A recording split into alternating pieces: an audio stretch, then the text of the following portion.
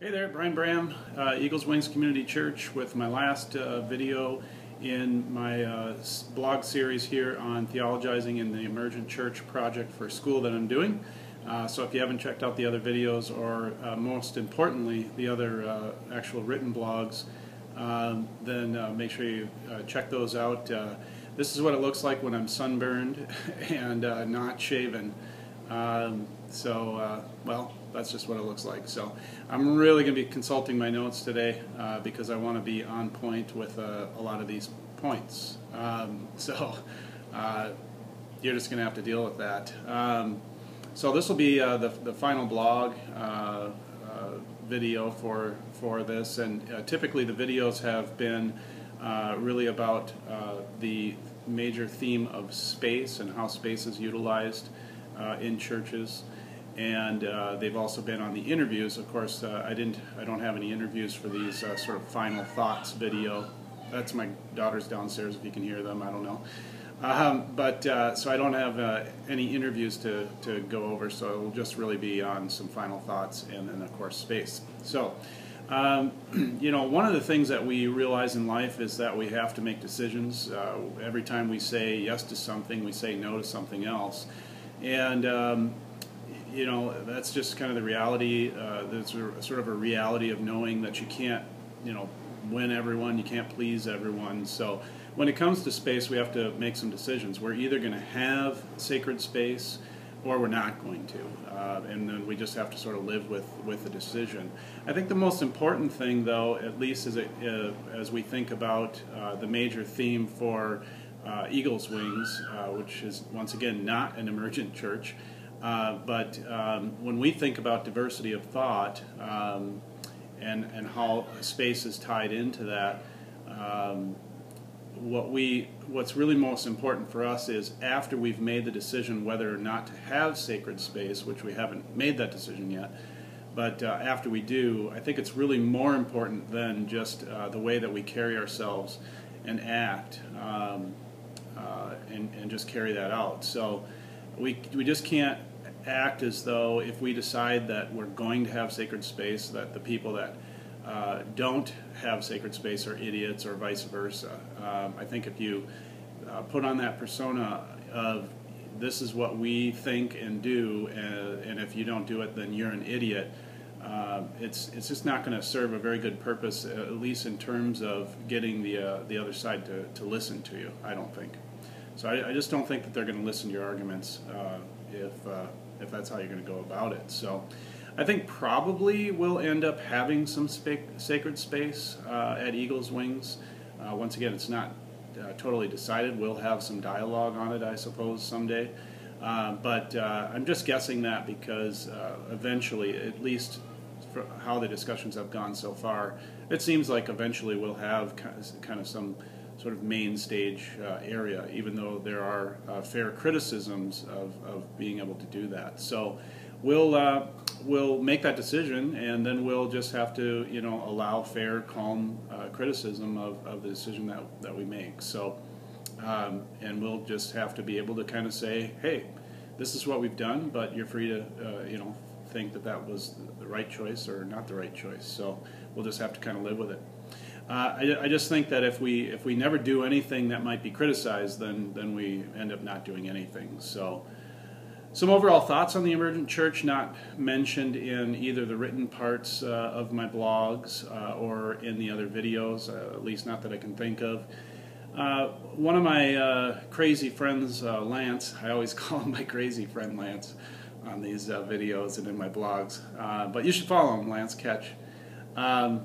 He pointed out something to me that I thought was pretty relevant, and he just said that in his estimation, very often the Emergent Church was often a personality-driven culture, much like, ironically, the megachurches that they're very often criticizing. So I just thought that was an interesting point. I think it's probably hard for sort of the newer church movements and such to not be personality driven. I think that at least initially, you tend to have some of that. So. Also, even though I just kind of mentioned that it's a movement, we did have in class quite a bit of discussion on whether it was a movement or the significance of the emergent church movement. So there's at least a little bit of debate on that. I tend to side with Soong-Chan Rah on this for lots of reasons. That basically says that I don't think it's that significant of a movement. I don't think it has been sort of world-changing or anything. Some of the reasons behind that, first of all, in the very brief survey that I did, I just didn't feel like enough people knew about the Emergent Church. I didn't even know about the Emergent Church before this class, so, or at least not long before this class. So it didn't seem like enough people knew about it. The ones that did were either seminary grads, or one was married to a seminary grad. So those people had heard about the Emergent Church, and then of course the people that were in the Emergent Church. But otherwise, for one reason, I just don't think enough people know about it.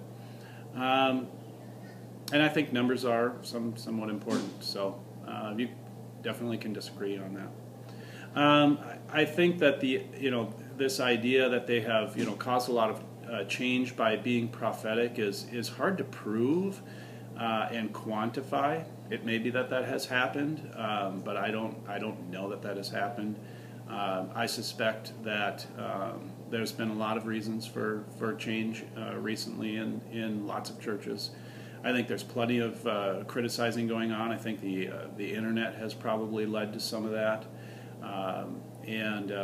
So there's plenty of sort of prophetic type of things going on the internet, and maybe even too much so. There's a little bit too much sort of shouting at one another, as N.T. Wright would put it.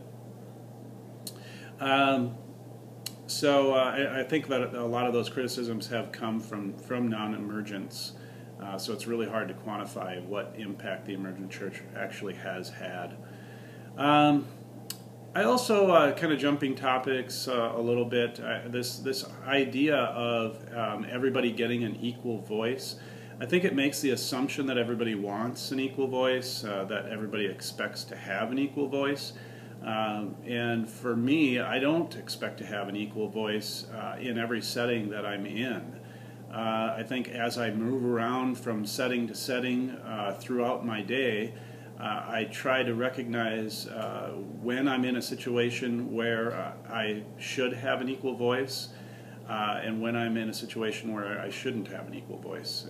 And I try to do my best to monitor that within myself. So I think every time I decide to study one topic at that particular moment, I'm deciding not to study another topic. So I myself am somebody who has dedicated most of my study time to the study of theology. Even when I sort of branch out, it's usually only because I'm interested in somehow tying it in with my primary field of study being theology. So I'm using sort of other disciplines really mostly to inform my theology. So I just in class I kind of used a hospital example. I don't go into a hospital and try to have equal voices with the doctors. Here I'll use more of a science discussion group. If there was a discussion group with a bunch of scientists getting together and talking about science,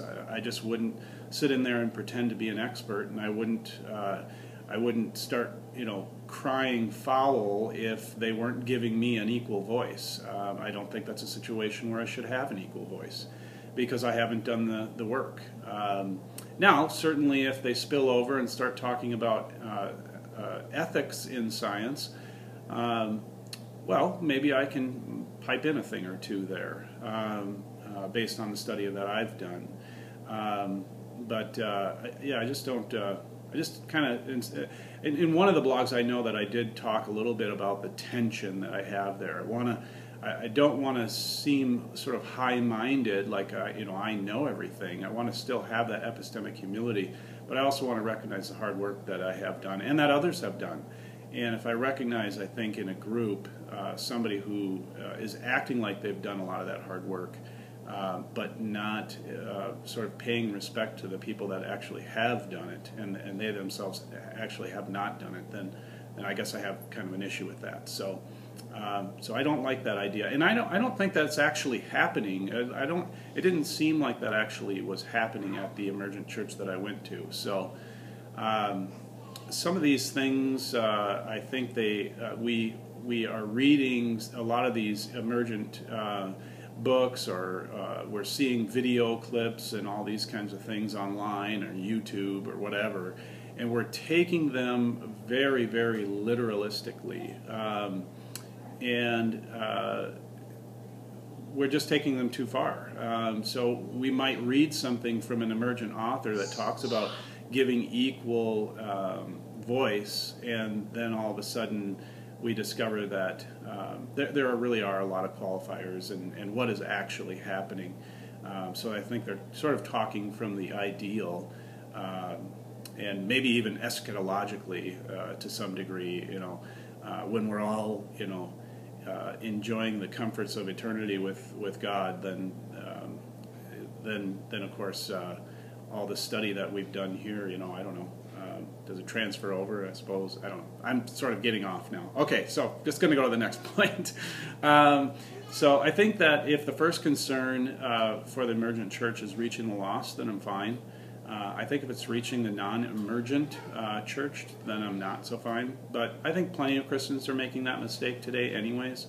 I think lots of denominations are doing that.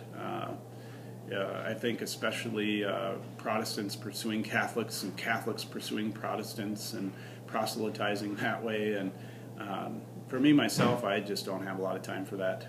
I would rather reach somebody who is not churched at all, because I really see both of them within the Orthodox faith of Christianity. So I say, hey, let's go tell somebody about Christ and how He changed our life. So don't miss my next blog series on women in ministry. It should be a good one. It's going to be slow coming because I got another class starting on apologetics, so I might toss in a blog or two on apologetics as I go through it. But at some point I'll be starting and finishing a series on women in ministry. So check that out. And hey, blessings to you.